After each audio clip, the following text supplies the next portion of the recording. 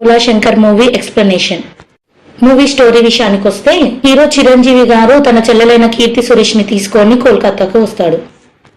తన చెల్లెల్ని drawing class లో జాయిన్ చేసి తను టాక్సీ డ్రైవర్ గా డ్యూటీ ఎక్కుతాడు. ఇదిలా ఉండగా సిటీలో వరుసగా అమ్మాయిలను కిడ్నాప్ చేసి అమ్మేస్తూ ఉంటారు.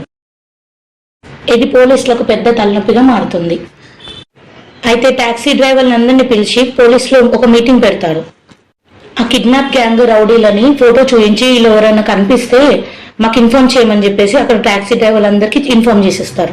ఒక రోజు హీరోకి ఆ మాఫియా గ్యాంగ్ లో ఒక అతను కనిపిస్తాడు. తాను పోలీసులకు ఫోన్ చేయగానే వాళ్ళు వచ్చి గ్యాంగ్ ని తీసుకెళ్తారు. తర్వాత ఆ మాఫియా హీరోని కిడ్నాప్ చేసి తీసుకొస్తారు.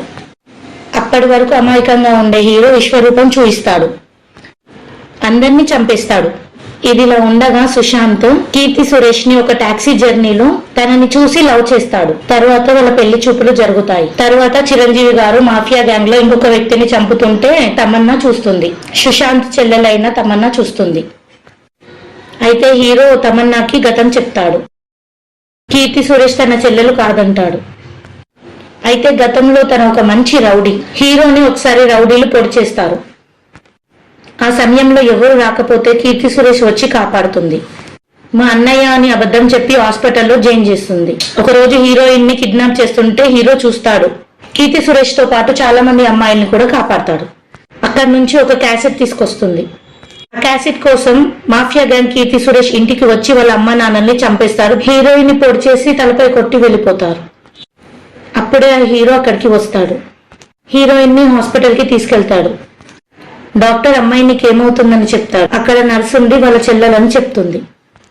హీరోకి అప్పుడు తెలుస్తుంది తనని కాపాడింది కీర్తి సురేష్ అని. తల మీద కొట్టడంతో హీరోయిన్ గతం మర్చిపోతుంది. అప్పుడు కీర్తి సురేష్ కి చిరంజీవి గారు అన్నయ్య అని చెప్తాడు. ఆ మాఫియా గ్యాంగ్ ని చంపడానికి హీరోయిన్ ని తీసుకొని కోల్కతాకి వస్తాడు.